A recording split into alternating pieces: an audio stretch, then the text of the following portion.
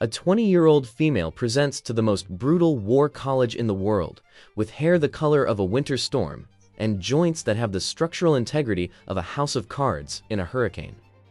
She's being told by her own mother, the general of the entire military, mind you, that her fragility is a death sentence. But in this clinic, we don't believe in curses, and we don't believe in weakness. We believe in clinical data. Witnesses say she spent her childhood in a library, which is usually a safe choice. But now, she's expected to bond with fire-breathing apex predators, while her ligaments are basically overcooked linguine. She wraps her knees like she's prepping for a mummification just to walk across a stone bridge. Most cadets are worried about dying by dragon fire. Our patient is worried about her shoulder popping out of its socket because she sneezed too hard. Welcome to the ward. I am the diagnostician, and we are here to drag your favorite characters out of their stories and into our clinic to perform a real-world differential diagnosis on the most iconic patients in fiction. Let's open the Basgiath archives and look at the evidence room.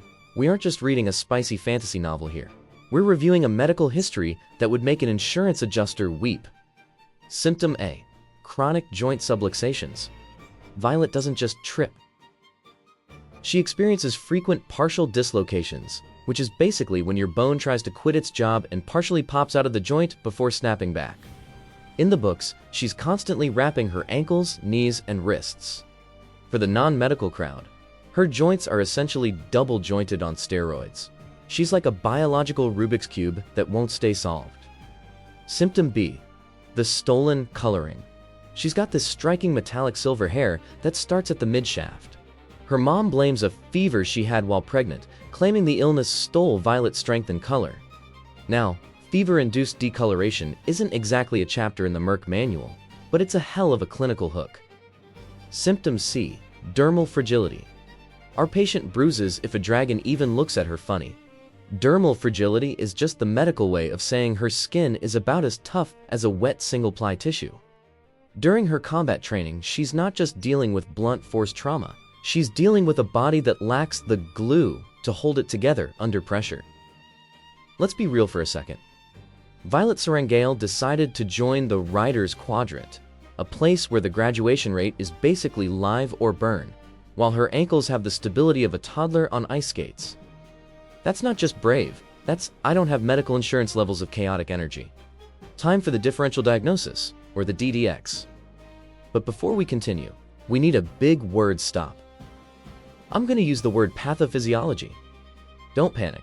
Pathophysiology is just a fancy $50 word for the specific way a body starts breaking down like a Windows 995 PC trying to run a 2026 AAA game. It's the study of how the normal stuff goes boom. Our patient's pathophysiology centers on her connective tissue. Think of connective tissue as the biological glue and scaffolding of the body. In a normal human, it's like high-tensile steel cables. In Violet, it feels more like she was built using the blueprints for a wet paper bag. Option 1. Osteogenesis imperfecta, OI. This is commonly known as brittle bone disease, a genetic disorder where your bones are essentially made of glass. While Violet definitely breaks bones easier than Zayn breaks hearts, she lacks the blue sclera. That's when the whites of the eyes turn blue because the tissue is so thin you can see the veins underneath.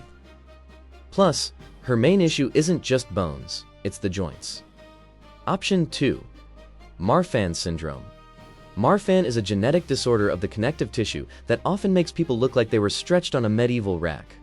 People with Marfan are usually exceptionally tall with long, spider-like fingers. Think Abe Lincoln vibes. Violet is explicitly described as small and short. She's a tiny but mighty trope, not a tall and lanky one. If we managed to get Violet into a real-world lab, ignoring the fact that she'd probably accidentally summon lightning and fry our centrifuge, here is what the speculative lab results would look like. In the clinic, we use the Baton scale to measure hypermobility. Hypermobility is simply the ability for your joints to move way past their normal stop sign, common in contortionists, but a nightmare for dragon riders. Can you touch your thumb to your forearm? Can your pinky bend back past 90 degrees? Violet would score a 9 out of 9. She's so flexible she could probably fold herself into a carry-on bag to avoid paying for a flight on Terran. If we took a tiny sample of her skin and put it under a transmission electron microscope, that's a microscope so powerful it can see the individual atoms of your bad decisions, we'd be looking for collagen flowers. Collagen is the most abundant protein in your body, acting like the structural beams of a skyscraper. Normally, collagen fibers are neat, round bundles. In patients with our suspected diagnosis, the fibers look frayed and jagged, like a flower petal. Her internal scaffolding isn't a solid beam, it's a bunch of loose threads trying their best. We'd also be looking at a mutation in the CoL5A1 or CoL5A2 genes. These are the instruction manuals for building type V collagen. Violet's manual apparently had a few pages ripped out by a disgruntled scribe. The results are in. The fever her mother had wasn't a curse. It was likely the first sign of a systemic genetic failure. The final diagnosis: hypermobile Ehlers-Danlos syndrome, or hEDS. It explains everything. The frequent dislocations? That's the faulty collagen failing to hold her joints in place. The skin fragility? That's the glue not sticking. Even the silver hair, while not a textbook symptom, is often reported in the hEDS community as part of a broader phenotype of early onset graying due to the intense physiological stress the body is under just to stay upright. Violet Sorrengail isn't broken. She's just built with a different set of blueprints. She's a zebra, the medical term for a rare diagnosis, because when doctors hear hoofbeats, they expect horses. But sometimes, it's a zebra. Or in this case, it's a dragon-riding, lightning-wielding absolute legend. Violet, you are officially discharged from the ward.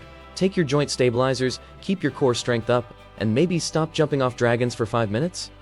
Just a thought. In the real world, Ehlers-Danlos syndrome is an invisible illness.